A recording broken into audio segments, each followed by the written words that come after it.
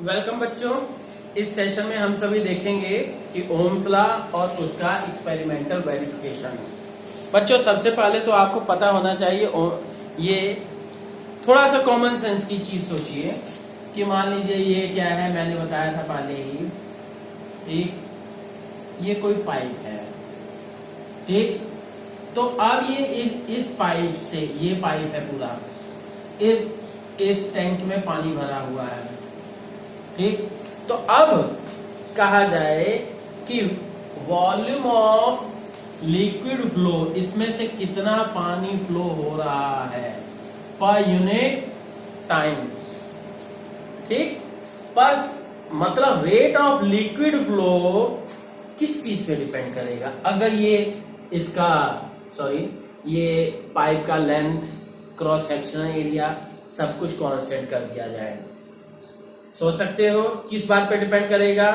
Simple सी बात है, इसकी हाइट पे, इसकी लिक्विड के हाइट पे।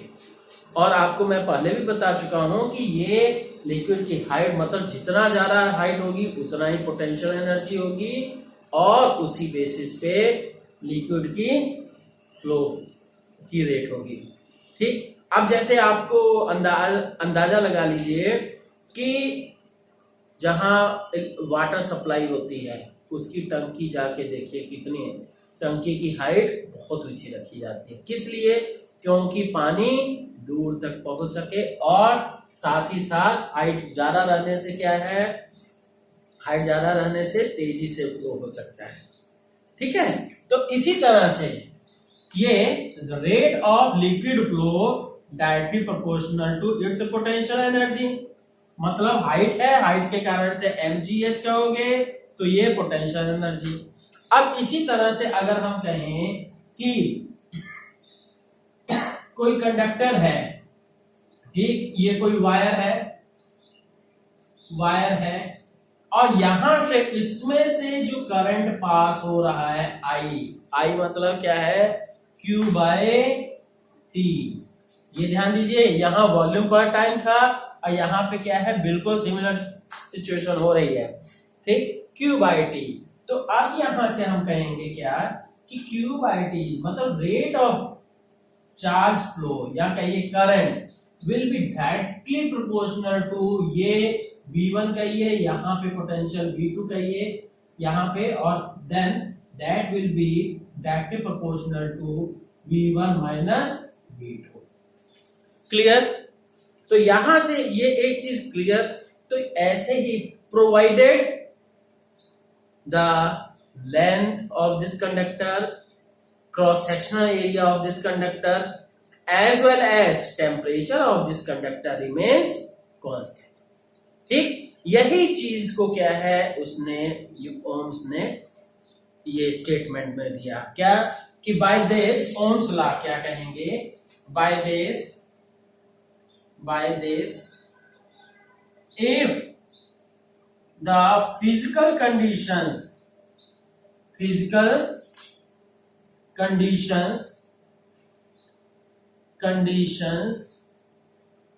of a conductor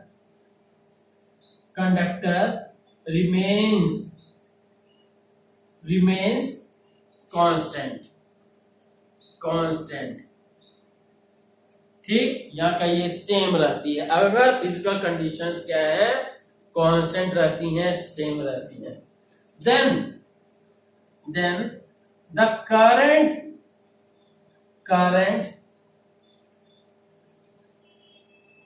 through the conductor will be directly proportional to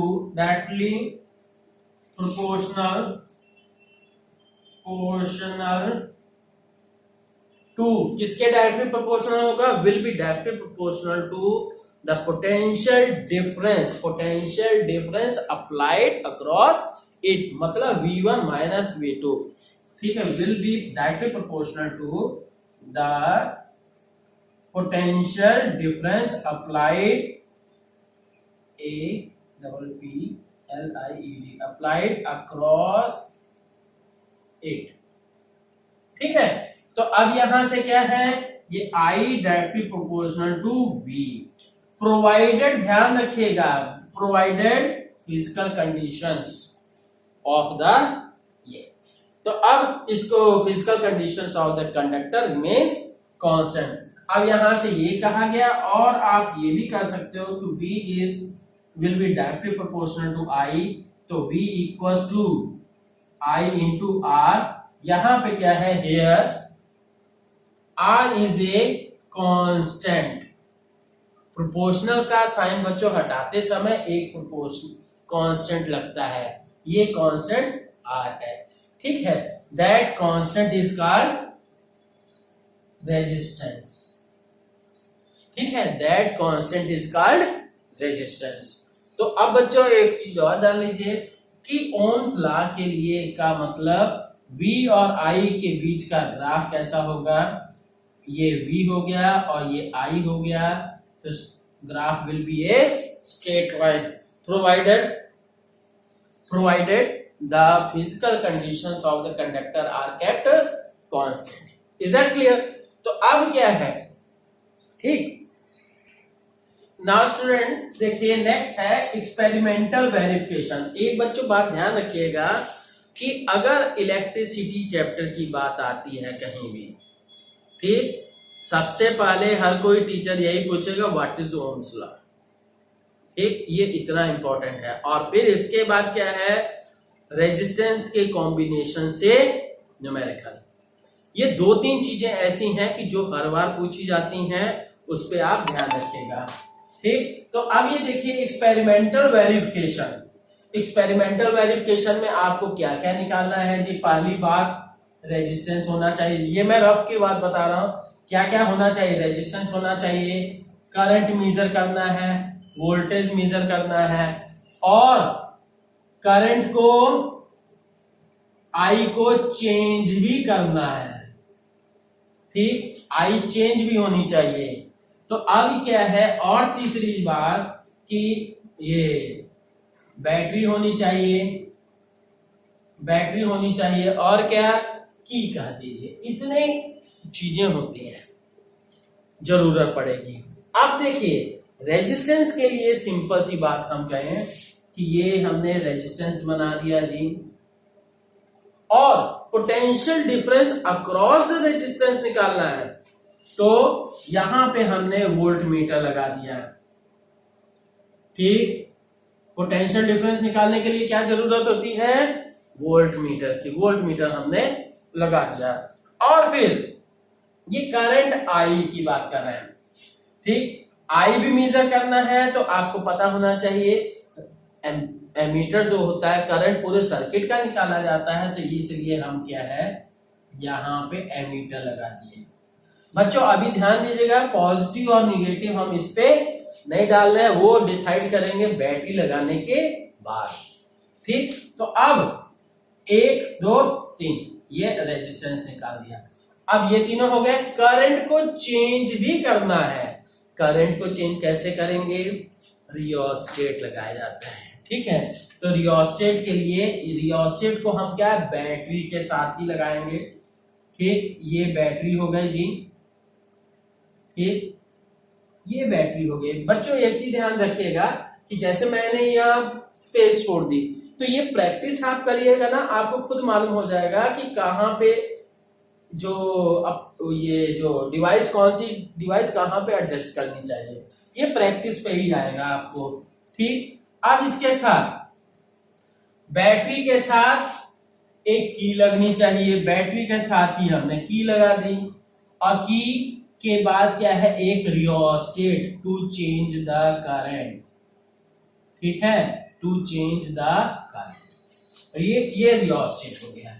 अब इस सर्किट को बच्चों ऐसे रखोगे, कुछ वर्क नहीं करेगा, इसको आपको कंप्लीट करना पड़ेगा, ठीक। अब देखिए मैंने बताया था पहले ही कि करंट तभी फ्लो होगा जब एक तरफ से जाएगा दूसरी तरफ से आएगा, इधर से करंट जाएगा और फिर इधर से ये की क्लोज करोगे तब ये करंट यहां तक आएगा। अगर बीच में कहीं भी वायर कट है तो वो करंट फ्लो नहीं होगा, ये आप सभी ध्यान रखिए, ठीक। तो अब ये एमीटर, जैसे जैसे दिस इज कॉल्ड रियोस्टेट, ठीक। तो अब क्या है, as the key is close, step first देखिए, स्टेप फर्स्ट, ठीक, close the key, close the key को हम क्लोज कर देते हैं। की को क्लोज करने के बाद क्या हो जाएगा, ये करंट फ्लो होगा, ये रियोस्टेट, हाँ। स्टेप टू क्या, की take the reading of voltmeter and ammeter, ठीक, एंड एमीटर दोनों की रीडिंग लेते चलिए। एंड स्टेप थर्ड क्या, take several readings by changing the current with the help of rheostat, ठीक। किसकी रीडिंग लेनी है, एमीटर और वोल्टमीटर की। बच्चों एक चीज ध्यान दीजिए, ये मैंने पॉजिटिव नेगेटिव नहीं लगाया, यहां ये पॉजिटिव हुआ बैटरी का, this bigger line is positive and this one is smaller is negative, ये हुआ। तो ये लिखने की जरूरत नहीं, ये सिंबल ही है। तो ये पॉजिटिव हुआ तो ये भी पॉजिटिव, और इधर से जाएगा तो ये पॉजिटिव, इधर वाला पॉजिटिव है तो नेक्स्ट क्या, निगेटिव होगा, ठीक। अब क्या, step third, take several readings, take several readings of ये ammeter and voltmeter by varying the current, by changing the current with help of rheostat, ठीक है, with help of रियोस्टेट। अब क्या है, स्टेप 4 क्या, ठीक, स्टेप 4 क्या, कि now draw the graph between V and I, draw the graph between V and I, V और I के बीच ग्राफ बनाइए, एंड स्ट्रेट लाइन ग्राफ